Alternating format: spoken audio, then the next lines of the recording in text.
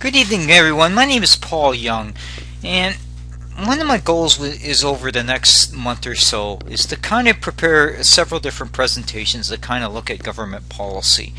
And basically, as kind of the build-up as part of the election that's coming up in October 2015. Just to give you a little bit of my background, I'm a certified public accountant / CGA. Basically, I have over 25 years of experience in finance and about 70% of that times with multinational. So I've got a pretty good grasp about what it takes to compete, and that's not just from taxation policies. It comes down to business and investment policies. So for example, if you want to do business in China, you just don't go over there and just open up a location. There's a lot of red tape you have to go through in order to open a business or even do exports or imports into a country. And part of that those policies and procedures come into place when you've got investment agreements between countries that allow you to basically have the ability to incorporate and create commerce between countries.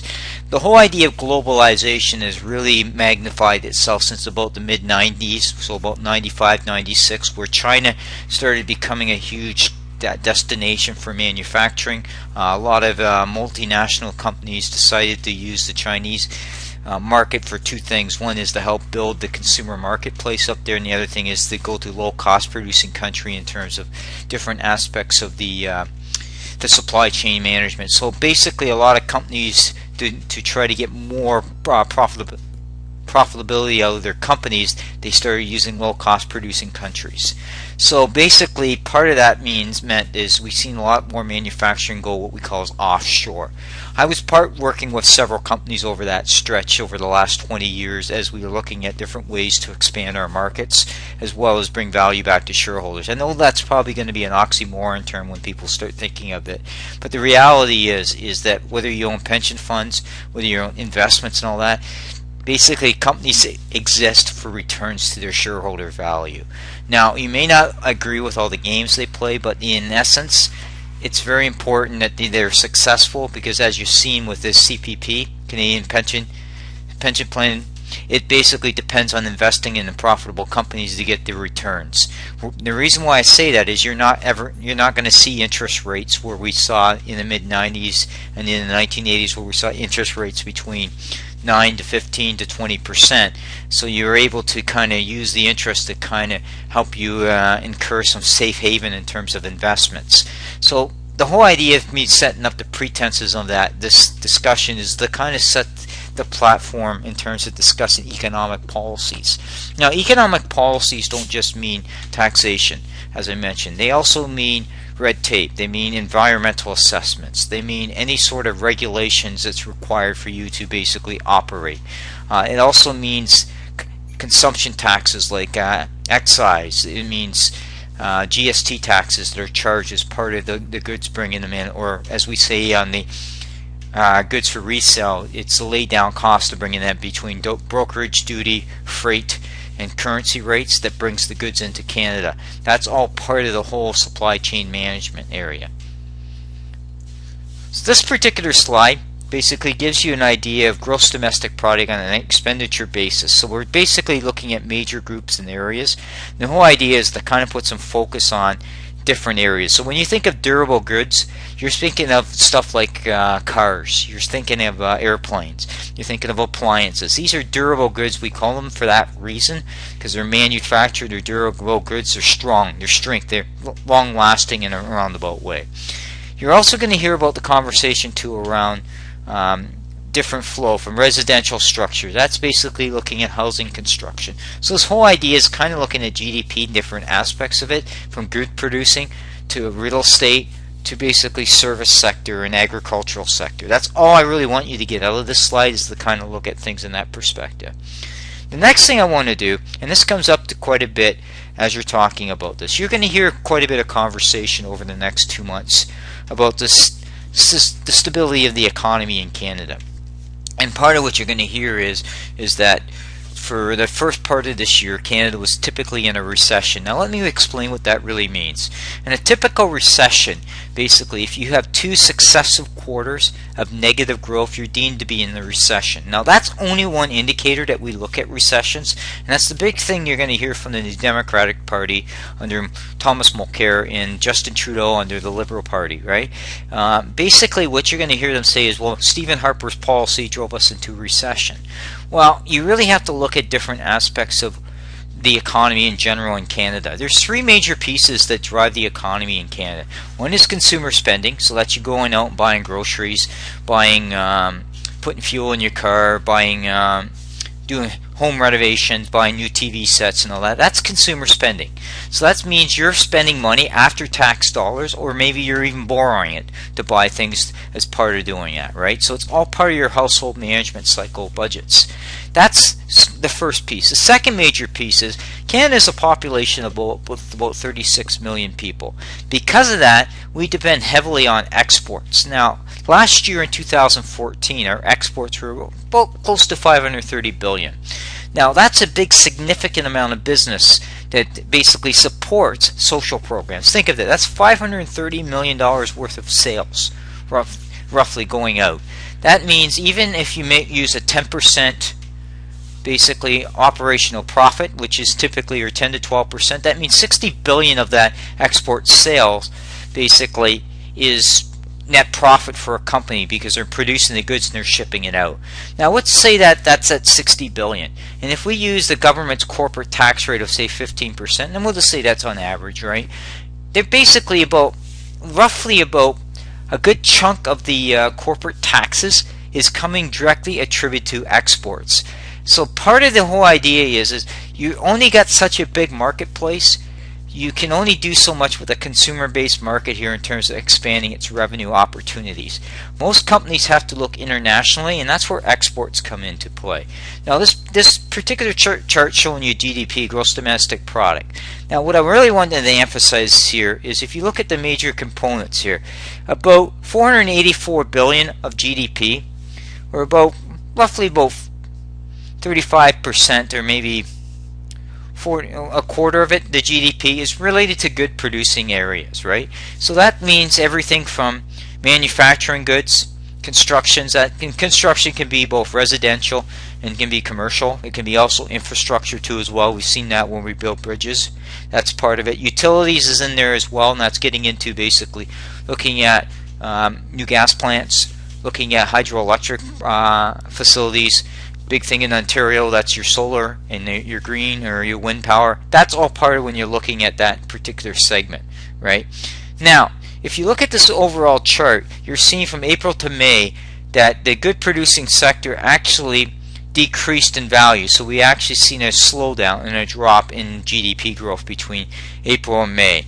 And basically that's been the tendency for the first half of this year, is a little bit of GDP growth. Now, what you're going to hear talk about here is that because we're so much export driven, okay, basically what's happening is we're dealing with a multitude of factors in this country right now. Now, and the key thing that you have to take a step back when you start talking about multiple factors is there's a couple things. One is there's certain things government control in terms of its monetary policy, and that means how much money it makes available and all that in terms of the flow of the currency, and that's where we see some of the rating of the currency. The other thing it depends on, because Canada is such a driven economy of exports, it's dependent on 3 key areas of the world, which are typically Europe, China, and the United States. So 60% of the worldwide GDP is in those 3 areas.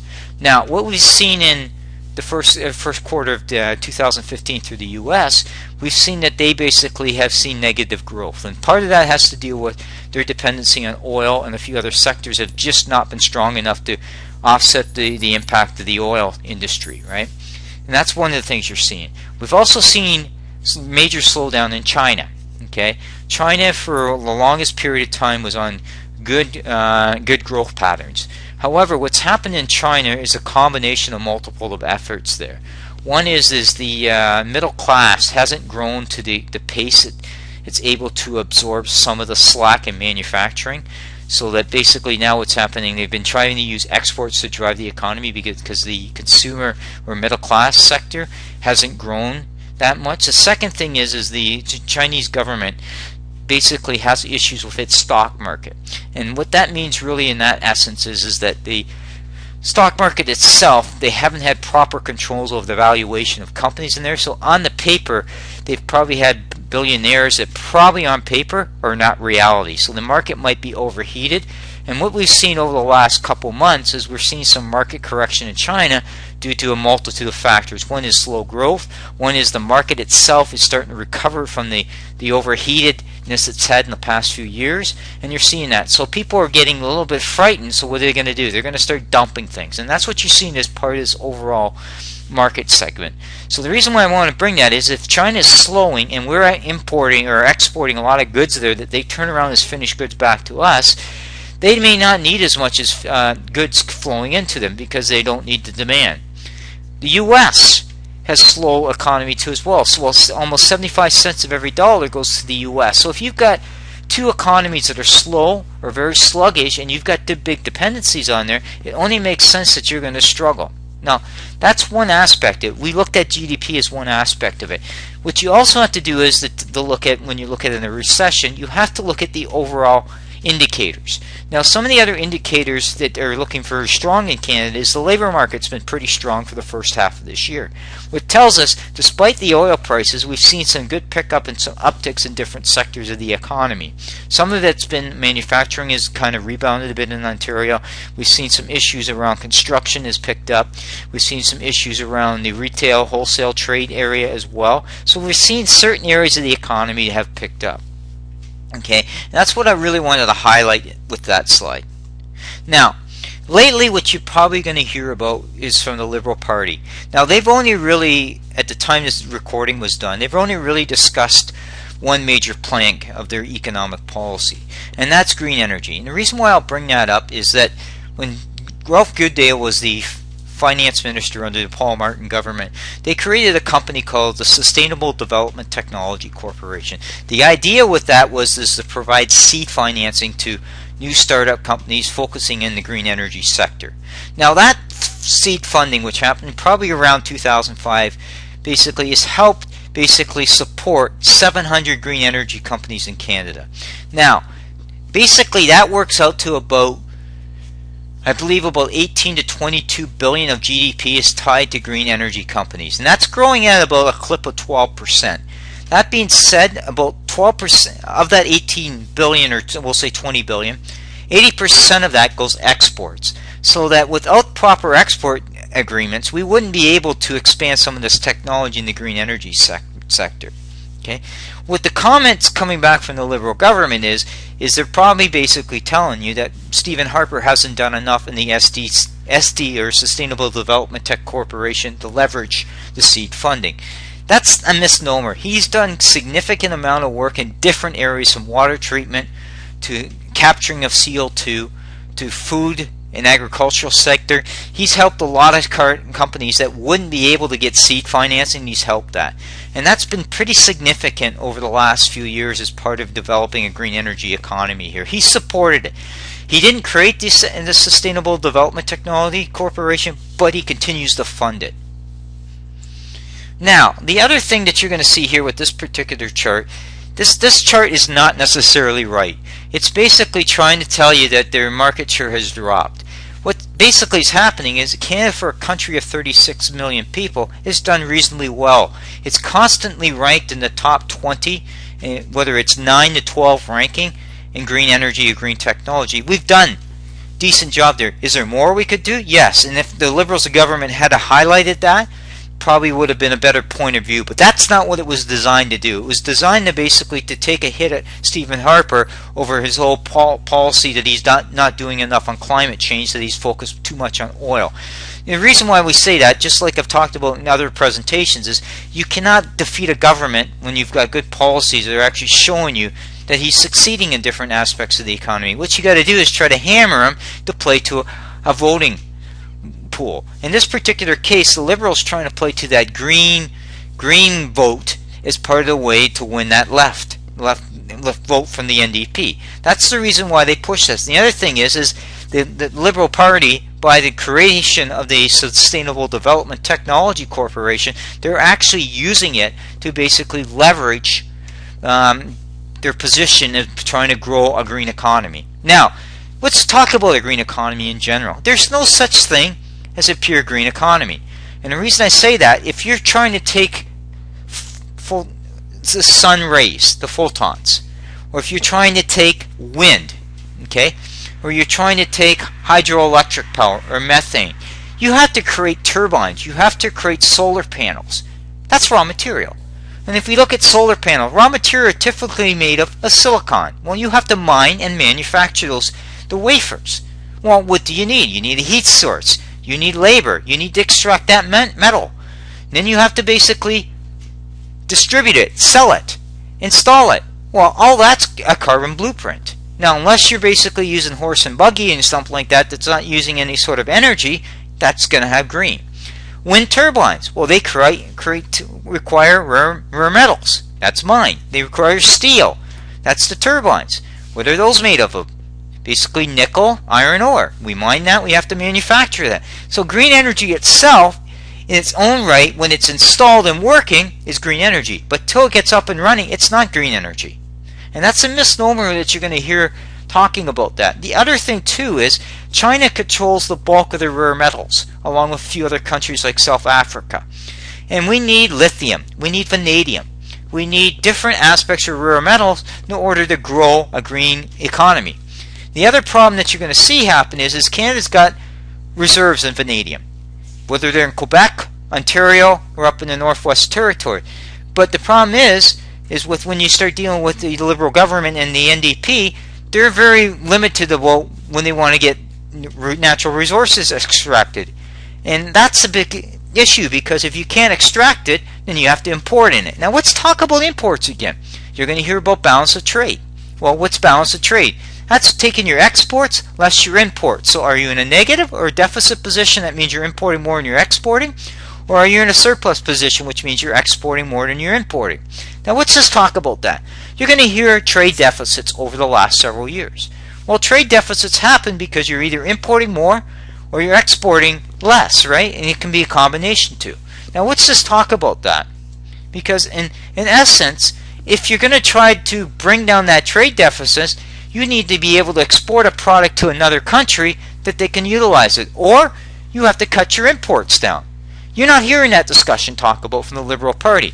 Even if you went green energy today, okay, and so I'm going to flip the switch and go to green energy, how are you going to replace $32 billion worth of oil sands oil, which is about 2% overall of GDP? You think you're going to be able to pick all that up to green energy tomorrow? No, you're going to have to phase it out. And plus, there's still going to be a need. We're not seeing the vehicles run on solar panels or whatever requirements on solar batteries. We're not seeing that yet. And that's not going to be a big push that in 3 years that's going to happen. So realistically, you can have a green energy policy, but it's got to be balanced. And that's really what I want to get out of that statement. Now, this particular slide now, you're hearing about exports, manufacturing, resource development. Since the Liberals have really only focused on green technology, they basically haven't really talked about how they'll support manufacturing. But I can tell you this, that, and you can go out and Google it, Justin Trudeau made two statements a year or so ago. And one of the two statements was he was in London, Ontario. London, Ontario, those who are not familiar with it, is a big manufacturing area. It's got CAMI plants around there. It deals a lot with the automotive sector. Justin Trudeau told an audience in London that London, Ontario should get out of manufacturing. Okay? So basically saying, well, we don't think you should do it, you need to diversify. That's fine. He makes that statement. That's clear. And London needs to look at diversification. However, 2 or 3 days later, he's down in Windsor, which is Chrysler's down there. A huge automotive town. What does he say? He says Stephen Harper hasn't basically supported automotive, which is wrong. He's basically got funds. And basically he supports next generation of automotive engines and different things to support those sectors. He has funds to kind of provide seed capital or innovation funds to help move technology forward. But you're not going to hear that from Justin Trudeau. Why? Because he can't get elected on talking about policies in play or how he'd leverage them. Possibly what he could do is basically take those policies and basically rebrand them as liberal policy. Bingo, off the races when he's elected. So you need to be careful about some of these messaging you're hearing from it, because you can't just read the platitudes. You should actually reach out, talk to people, read the facts around the different sectors. Jason Myers from the Canadian Manufacturer Association is one you want to go reach out to. He supports manufacturing and his constituents, or whether they are medium, small, or large manufacturers. Resource development.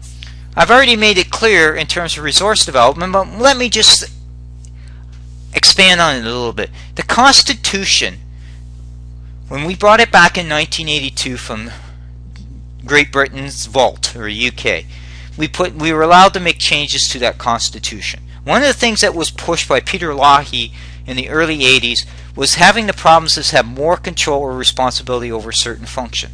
One of that's resource development. So the provinces have control over extraction and refining of natural resources, which makes sense. They're locally there. They should be driven by that. And since Canada has a huge natural resource-based economy in terms of a good portion of it, and the dependency it's going to be an area that's going to come up in conversation as part of the election. Part of it is, how do we extract that in an environmental friendly way to support our economy? Now, the reason I bring that up is if any type of policy is dictated at the federal level, it will be through environmental standards or changes through like a cap and trade system that will put pressure on resource management companies that extract or refine product. So that's basically their way of saying, you know what, we'll let you do it, but we're going to put in new cap and trade system or other policies to make it difficult for you guys to mine, but we'll still get the money because we'll get the red tape through the regulations you'll have to pay in terms of the permits. Let's talk about the NDP's economic policies. Okay, now the NDP has a couple different approaches on manufacturing. You're going to hear them talk about. You're going to hear them talk about small manufacturers. Now, in the grand scheme of things, about 1/3 of all manufacturing in Canada is basically small business. And really what that means here is that since the mid-90s, there's been a big change in how supply chain management works. Okay? And what that means is that basically a lot more companies, especially in auto parts and different sectors, went to what we call modular assembly. What that meant is the major plants only want to reassemble. They don't want to make the goods themselves. So they're going to align themselves with suppliers that can provide them with modulars. So instead of relying on 20 suppliers, they may now rely on 10. So what's happening is you're seeing consolidation of the supply chain in part of the manufacturing structure. The other thing that you're seeing happen as well is there's been changes in manufacturing processes, whether that's laser welding, robotic welding, whether that's basically, as I said, different things in terms of leveraging technology like 3D printing to produce things. You're seeing all this stuff become part of the manufacturing process to automate. That's where that term comes in, advanced manufacturing. Now, likely what you're going to hear in the election, you won't hear about those concepts. What you're going to basically hear about in the discussions in the NDP likes to say, as well as the Liberal Party, is 300,000 manufacturing jobs were lost in Ontario. Now, there's a multitude of facets that go into why plants close. Some of it's to do with consolidation of supply chain, shrinking of the consumer marketplace. That's part of it. But the other factor that goes into is cost competitiveness. What Ontario has lost over the last decade or so is its cost competitiveness. We used to have in Ontario very competitive hydro rates, which made manufacturing here very, very cost competitive and productive. Over the last decade or so, since Kathleen Wynne and Dalton McGuinty were in government, they've actually took that and they basically decided to take our competitive advantage in hydro rates and implement bad policies like green energy. In other words, we basically are pushing the cost of hydro up to support wind or solar when most of the time it's not even working. So we're paying all this capital to do it without really properly looking what's the best way to upgrade the grid. Now, you're going to hear some of that conversation about power updates. That's all part of Harris's fault. But in essence, Harris didn't tell them to implement FIT at all costs. So you need to be very cognizant of that in terms of things. Now, that doesn't deal with the policies of the federal level, because normally what happens there is hydro rates fall under, based on the Constitution, the provincial rate. But it needs to be discussed, because no matter what you do at the federal level, unless you have an integrated strategy, which includes looking at provinces' red tape, looking at environmental standards, looking at taxation, looking at input costs, whether that's basically infrastructure to support moving a better flow of goods between locations, or looking at hydro rates, that has to have that discussion, because you have to be looking at an integrated strategy. Okay, and that's the reason why I brought this up on this particular slide, that Thomas Mulcair has always said Stephen Harper has failed manufacturing. Okay, he makes that constant statement consistently. What he's not telling you is that, based on the conversations with Canadian Manufacturers Association and the point that you're seeing on the slide, Jason Myers has said Stephen Harper has supported it through multitude of policies. He's basically trying to look at the machinery equipment accelerated depreciation he's kept. He's looked at funds to help R&D. He's looked at EI cuts or reductions and looking at how he can keep control of the payroll cost. He's brought taxation rates where we were at 21-22% corporate tax down to 15%. So he's looked at different aspects that kind of better help it. He's also helped with trade agreements, investment agreements, to allow companies to have better access to exports. And that's where you're going to hear conversation about EDC, which is Export Development Corporations. He's used that as part of that. He's also provided more seed grants, as well as basically debt financing to help startups to basically grow their business and expand.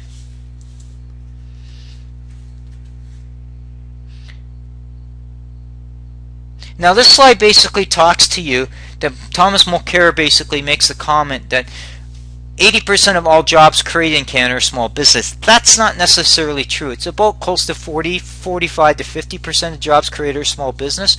That being said, small businesses typically pay a lot less than medium to large size businesses. So on an income perspective, it's very competitive. They got to watch their costs, therefore they tend to pay less, and they tend to be more niche manufacturers too. As I said, because the way supply chains have changed over the last decade or that last 20 years, it's put a lot more pressure on manufacturers to compete.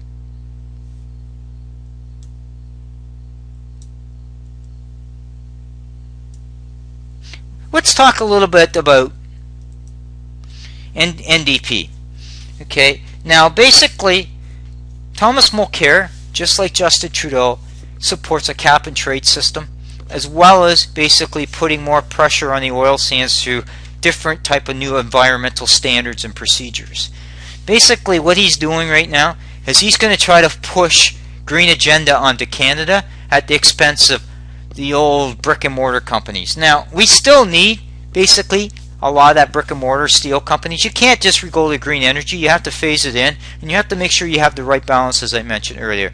That doesn't appear to be the case with Thomas Mulcair. What it seems to be, like we've seen in Ontario, it's green or bust, and it seems to be his push. So if I was a union person working in a forestry mill, working in an automotive plant, looking at food processing, looking at anything that's manufacturing of a finished good, durable or non-durable type of finished good, I'd be concerned about the policies that are bringing in. Whether that means it's going to be a carbon tax, which usually adds about 2% to the cost of goods sold, that would eventually make themselves through the supply chain as part of retail pricing, or it's going to be something like an enhancement to CPP, which will add a payroll tax to it. So despite what he wants to do is cut corporate taxes at the small business level, which is only 1/3 of the manufacturers, he's really not helping other aspects of the manufacturing cycle. So he's really narrow in his focus, and you need to bear that in mind when you're listening to some of the propaganda that you'll hear from Unifor or some of the unions, because they typically are big supporters of the NDP party,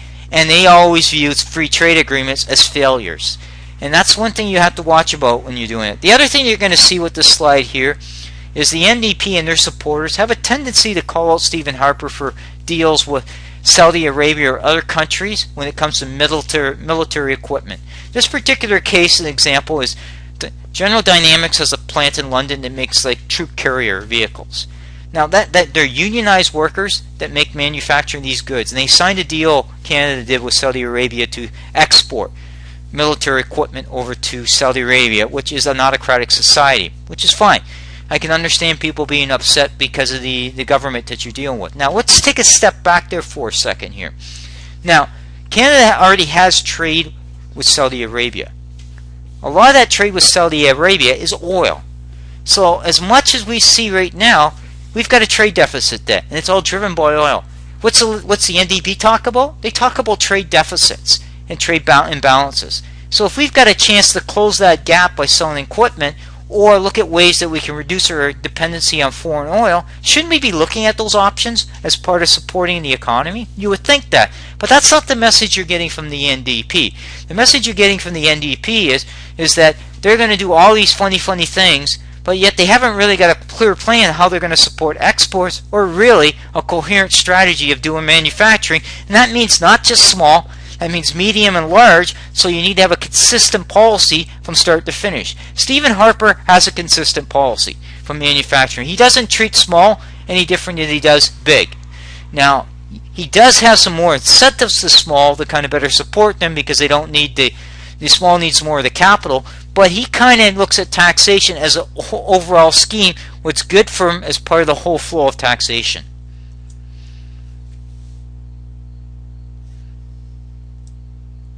Now, I've got this screen pulled up here for Stephen Harper here.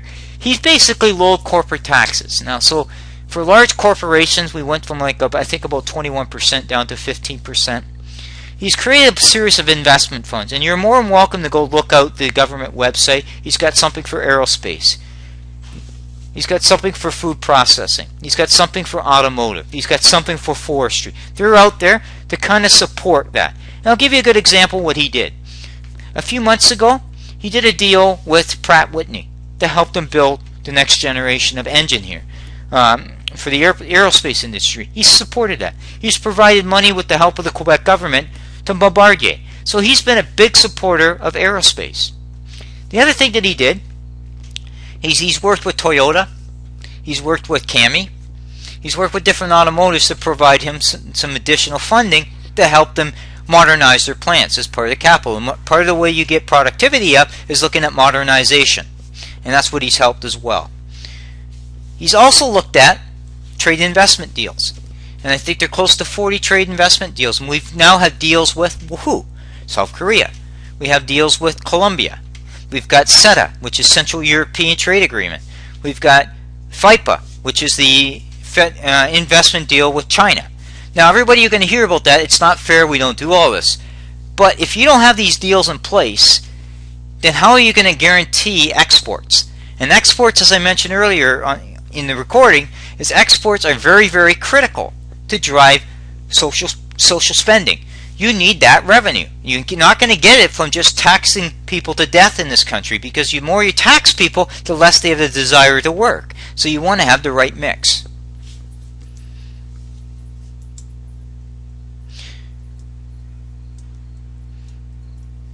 Now, the next few slides I want to talk a bit about are key areas: gas pipelines, oil sands, manufacturing, green technology, natural resources, oil. Now, let's look at GDP here, and I'm really just focusing on basically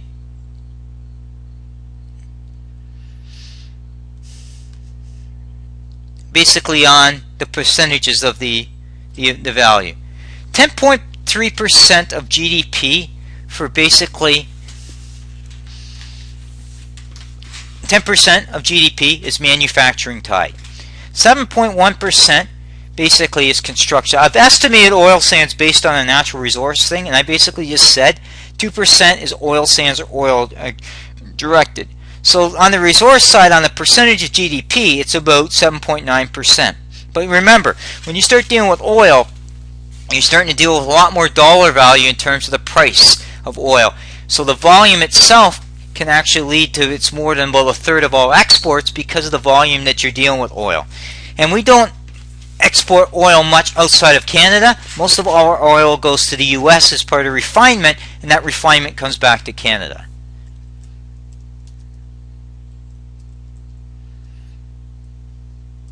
The next thing you're seeing here is a financial statement of Magna International. Why did I pick them? Because they have a significant presence in Ontario.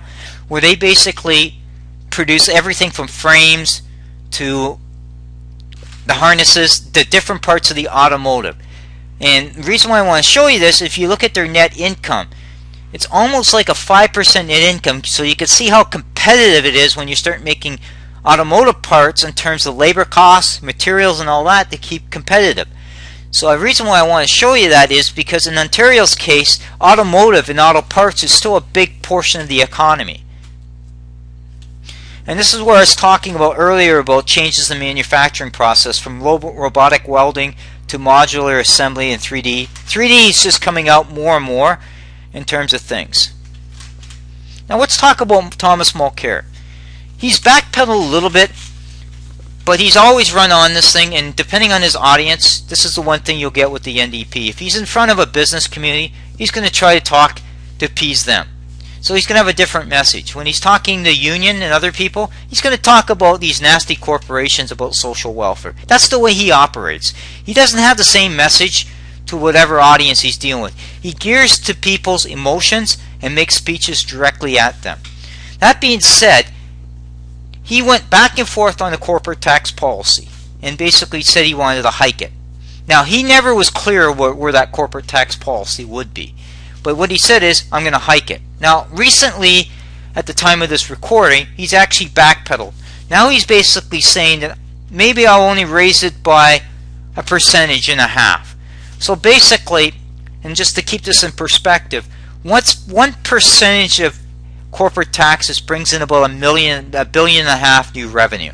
So that's $1.5 billion. So let's say that he just goes 2%. He's only bringing in $2 billion more of corporate taxes. But what he doesn't tell people is he supports enhancing a CPP. And CPP is matched dollar for dollar. So even if you bump that up by 8 to 10%, that means that cost is going to be added based on the number of employees to a business. He doesn't talk about cap and trade system what he's proposing. And if you're bringing in metal material and using sort of carbon, you're basically going to be adding costs that you're going to pass on to the consumer. He doesn't talk about that. He does talk about innovation funds. And he does talk about, I need to help people get access to startup capital. And guess what?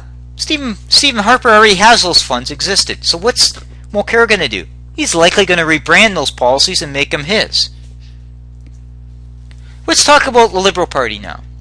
Justin Trudeau, again, depending on the flavor of the week, he may change his stance on it. So he doesn't plan to hike corporate taxes, which is a good thing. He wants to keep corporate taxes the way he is. However, like Thomas Mulcair, he does support CPP enhancement. So in other words, he's looking at maybe another 2% hike in CPP, something like what's happening in Ontario with the Ontario Registered Pension Plan.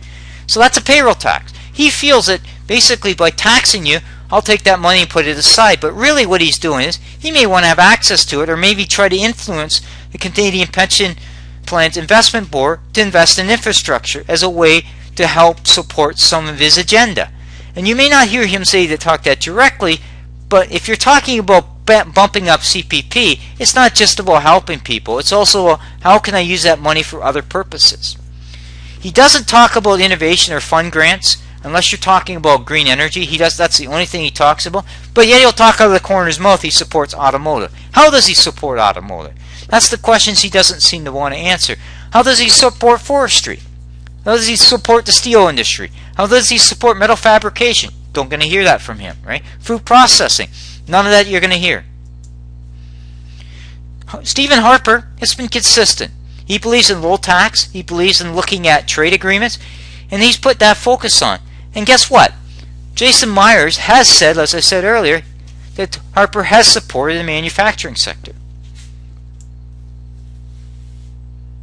Let's talk about a few things. Impact of policy in manufacturing. If you're a medium-sized company and you face pressures with your selling price, okay, because most cases you're locked into selling prices based on contractual agreements, you're going to be watching your cost. So you're not going to be able to push those costs on. You're going to look at different ways of automation. So if I add in more of a payroll cost or a carbon tax, I'm going to cut somewhere else. That could force me to basically lay off workers or relook at how I operate. So there's never been a clear indication that doing all these tax hikes is actually going to support an economy in terms of increasing jobs. If anything else, Paul Martin's made that clear in the 90s that payroll taxes are job killers. But there's no comment from that from the Liberal Party. Resource management. Remember what I said earlier tonight as part of this recording? I said basically the resource management cycle in terms of extraction and refining is provincial policy.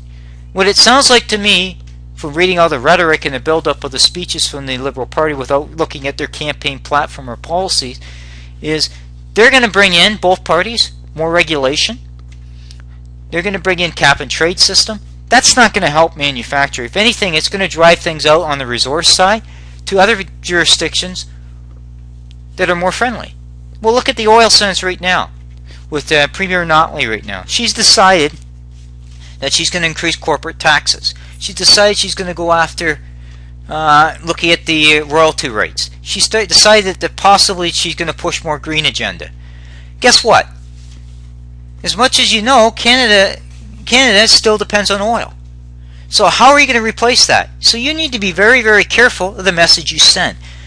If companies feel that they've got a government that's hostile to business, they're going to look elsewhere to expand. It doesn't mean they're going to take kickbacks. It doesn't mean that they hate government. But they want a government that's going to be friendly to them, that's not going to all of a sudden hit them with taxes or regulation or red tape and make it more costly for them to operate. I'm not saying that they're going to deny their environmental standards. They're not going to do that. But they're also not going to want all this extra paperwork when it's not necessarily required. So the two people running against Stephen Harper, both Justin Trudeau and Thomas Mulcair, are not really interested in manufacturing. They're interested in basically pushing their green agenda. The only one that's standing up for all aspects of the economy, including green, in terms of the way he wants a balanced approach, is Stephen Harper. Let's look at an oil sector statement now, just to kind of clarify the position. You're seeing here like revenue and other income, okay, purchases. This is trying to give you a little bit of a flow what the statements look like from the revenue side. And look at the oil sands here, right? Okay. Now, this is what based on last year. So the barrel was at one time at $92 a barrel. It's cut in half now. So it's down about $40 a barrel now. We still have commitments for production. We're just getting less money for that production, right? We still have the same consumers driving gas and all that. We haven't seen the cutbacks on that. We're just getting less value, okay? We've also had too much supply brought online when we started looking at basically the gas fracking area and basically the Balkans, as well as some of the oil sands capacity. So some of this stuff that's going on with oil is driven by Saudi Arabia to kind of push out capacity so they'll have the ability to control prices. The forestry one I wanted just to show you too as well, because there's government policies that come into play at the provincial level, from stumpage fees to hydro rates, because the forestry mills tend to use a lot of hydro from their pulp and paper facilities to the lumber mills and all that cause very much issues with that in terms of their competitiveness. And the reason why I illustrate that is in Ontario's case, which is not controlled by federal policy but needs to be understood as part of how you keep hydro rates from growing. So is Justin Trudeau going to go to Kathleen Wynne or Mulcair go to Kathleen Wynne and say, how are you going to cap your hydro rates and how are you going to make your manufacturing sector competitive? This is just looking at resource mining just to kind of give you an idea. It's another area that's been hit. Now, the oil sands itself are very critical in things. You can't just look at the overall contribution as 2% of GDP. It also creates jobs from metal fabrication to the service sector to support that industry. So, and those jobs typically pay very well. The roughbacks, as we call the guys that work in the drilling rigs, they basically create a lot of wealth in terms of income spending. This next slide basically just shows you the impact, and this information came from the Canadian Manufacturer Association. It basically shows you the impact on different sectors of the economy. Okay, that kind of gives you a perspective of looking at a couple financial statements. Just all you really want to do when you see those financial statements on this recording is just get an understanding of the revenue and where the potential costs can hit there. Because when you look at an organization whether it's oil, gas, manufacturing, they all have a series of taxations. They put the stuff you see in the profit and loss statement is the corporate tax, because you notice it there. The other stuff that you don't see directly is property taxes. You don't see the excise taxes. You don't see the GST taxes. You don't see the payroll taxes. So even though when you hear people tell you that the corporate tax rate is combined on average is 26.5% in Canada, it likely, if you combine in property taxes, combine in payroll taxes, it's probably close to 40% when you factor in all those rates. You don't hear that because they can't sell that if they went to you and like Justin Trudeau and them to do it. It's easy to sell them as corporate welfare to play for the low-informed voter. Now, let's talk about pipelines now. You're more than welcome to go out and share the information in terms of search it. But the banks back in maybe 6 months ago, anyways, 6 months ago or just recently, have basically said in order for Canada to maximize its resources in the oil sector for exports, it needs pipeline capacity. Okay, that's the biggest problem right now. Now you're going to hear different things. Nobody likes pipelines, right? Because nobody wants them to explode, do different things. But currently, guess how oil moves? Oil moves by pipelines existing, or it moves by rail car. And we've seen that rail car and the tracks are not meant necessarily to move that much volume of oil. Pipelines are actually safer. But you're not going to hear that from the NDP. Because why?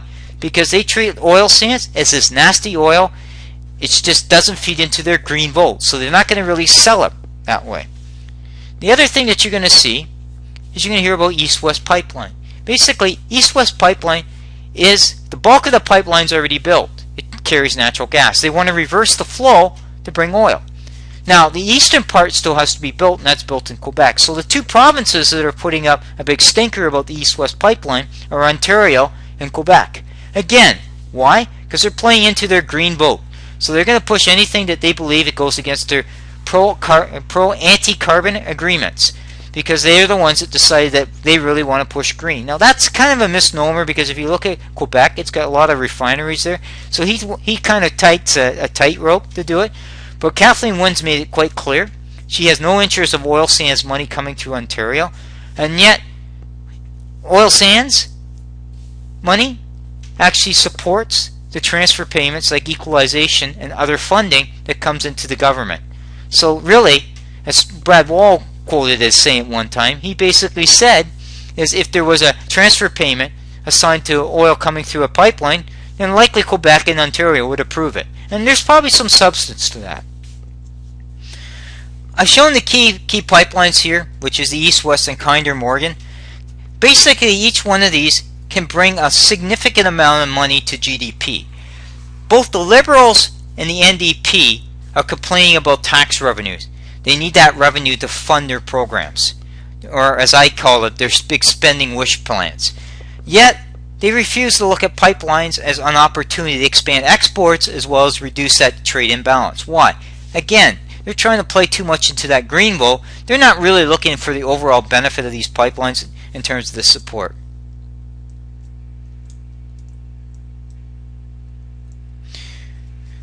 Stephen Harper has been quite clear that he supports the development resources, but he supports them through the responsibility of the provinces. Stephen Harper also got together with Christy Clark to come up with the tax policies and options for liquid natural gas to support that industry. Christy Clark, in the Premier for BC, is banking a lot on liquid natural gas exports. Now, there's been a fallout with some of the pricing, so what's happening is you're not seeing as a big investment going in there, but there are some approvals of ones that are going through Nathan Collins' riding, what he never talks about. Nathan Collins up in the Prince Rupert area. Well, there's a pipeline that's trying to go through Kitimat that would support exports which would flow through there. But Nathan Collins never talks about that pipeline. In essence, Nathan Collins actually has been known to support anti-oil projects. So how is Nathan Collins supporting his riding and bringing revenue into BC when he's got a narrow focus of what he wants to do? Nathan Collins is not the only one. We've seen other examples within the NDP party that basically talks about leave some of the oil in the ground, like the girl that's running in, lady that's running into Linda McQuaid, who's running in Toronto, who basically is anti-oil.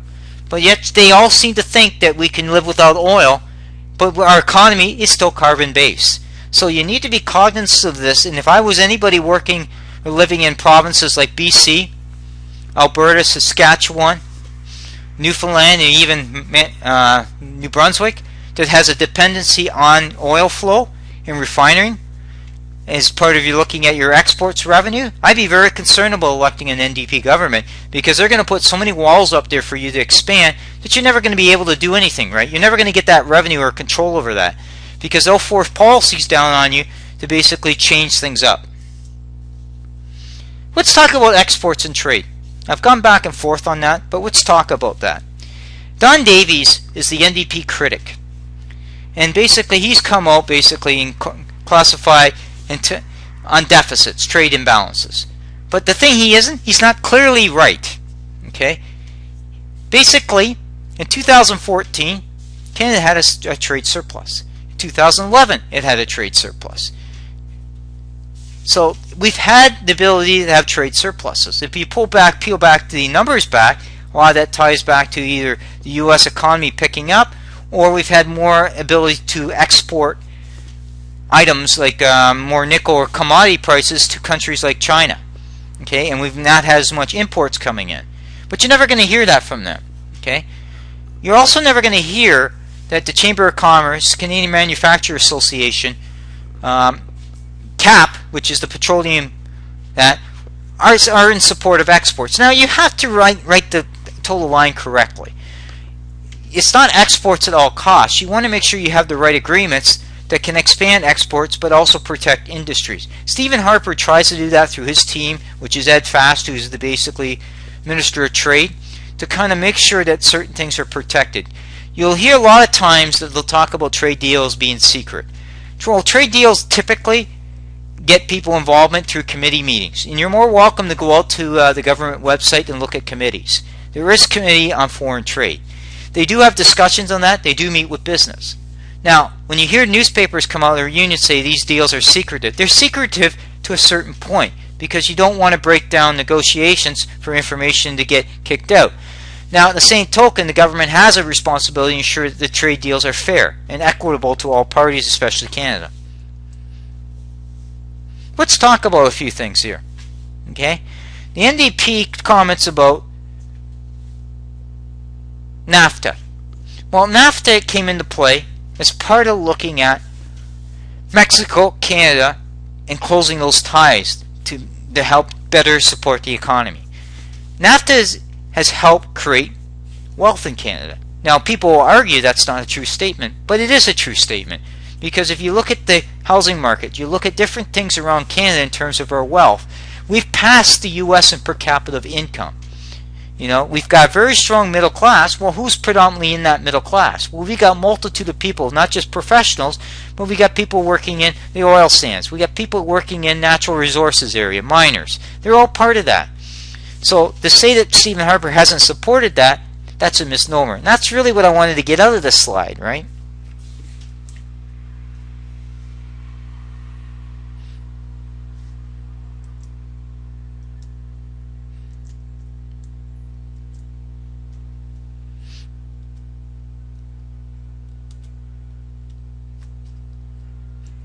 So let's talk a little bit about it. Now, you're going to hear a lot of articles talk about Jerry Dias. Jerry Dias is over uniform, okay? And basically, part of what he's going to get over and talk about, he wants to protect his turf. So he wants to bring more investment jobs back here because they want the union jobs, right? So he will blame Stephen Harper for work on the automotive sector, but he will never call out provincial policies, whether they're hydro or anything like that, because it's easier to blame the guy at the top because he's the leader of the country. It's easier, as we always say in corporate finance, it's easier to shoot the messenger than shoot the process. So you'll never hear Jerry Dias talk about it. So there's some dickering going back and forth between Thomas Mulcair and Jerry Dias. Jerry Dias wants NAFTA opening up and around the auto pack and different things to support automotive industry. Thomas Mulcair hasn't said much what he'll do with NAFTA, but then again, it's kind of expected with him anyways. The guy doesn't come from a finance or business background. He's purely a guy that's motivated by power and little else. So he's not really going to go into things that he's not comfortable talking about other than pander for votes. So it's probably clear that he's basically just trying to play both sides of the coin, from business to the unions against each other, to make sure he gets the votes and gets the support. That's all Thomas Mulcair is doing. Let's talk about exports in a roundabout way. For every $1 billion in export, it creates about 5,500 new jobs. These are not low-paying jobs. Export jobs tend to pay a lot more money. Okay, so if you think of that perspective, if we continue to grow exports, you're actually helping that income inequality, because basically we're actually bringing more people up by creating opportunities for people. But you're not going to hear about that, because the government, the NDP or the Liberal, cannot run on supporting Stephen Harper's policy. So what they're going to do is they're going to trash talk him. And that's what I'm trying to get out of this slide here. And you see there I used the Saudi Arabia oil thing, as I mentioned earlier. Think of the $2 billion that we're doing with importing oil from Saudi Arabia. That's adding to our trade deficit, or trade imbalance.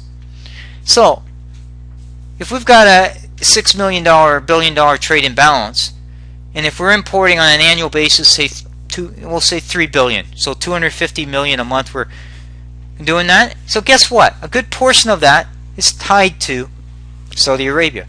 If we could export more oil to China, natural gas to China, couldn't we bring down that export, the balance between China? If we look at Europe where we're running some trade deficits, if we could expand more into there to bring down that deficits, couldn't we help exports and close that imbalance? So you have to look at trade overall in terms of policy, in terms of trade imbalances. Then you have to get pretty particular of how you're going to close that trade imbalance between countries. You never hear that conversation from the NDP or the Liberal Party. Why? Because they can't sell that. Because they're not going to sell something that basically is going to go against people that are going to vote their party into power, which are union or scared people that vote on emotion. Let's talk about overall taxation policies. The way I looked at this, and this is kind of flows back to business, based on what I've seen in the last month or so with the rhetoric going back and forth, I estimate Mulcair's plan will cost about $10 to $15 billion in new revenue. Where's he going to get that? Well, CPP isn't a direct tax that's going to go right into the government's coffers. That goes into a liability account for pensions. So he can't use that. So where's the rest of the money going to come from? Well, he's going to have to increase taxes, isn't he?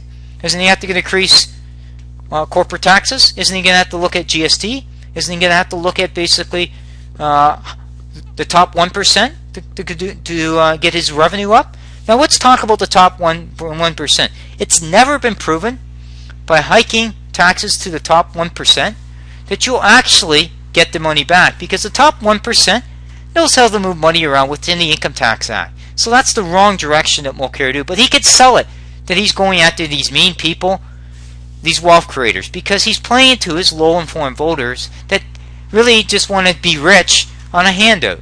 Okay, Justin Trudeau also talks about corporate payroll taxes, but he has yet to say how else is he going to pay for this. He did say that he'll reverse income tax splitting, which is at $2.5 billion, but that's still not enough to support the rest of his plans that he's talking about. Stephen Harper is the only one that wants the total line when it comes to taxation. And basically, he is planning to bring the small business tax down over 4 years to 9%, because he wants to gradually phase it in as part of the economy and supporting it. He also plans to do is watch the CPP and EI rates. So yes, they are growing, increasing, because he changes the thresholds, but he's trying to cap that threshold to almost like a 2% growth or a cost of inflation, just to make sure that that keeps growing. That's not the rate that you're likely going to see happen from either Mulcair or Justin Trudeau. They're likely looking at an 8 to 15% range of hiking premiums. But you're never going to hear them talk about the details, because nobody gets elected on running on a high tax, high spend budget. So basically what you have to bear in mind when you're voting is you need to really look at, beyond the rhetoric, do some research. Go look out what the private sector says. Go look at how your family would benefit by higher costs of consumer prices. Go look at opportunities for your kids. Who's going to have the better policies or platforms to deliver opportunities? And basically that's what you have to look at, because when you start thinking this out loud, you're going to be a situation where basically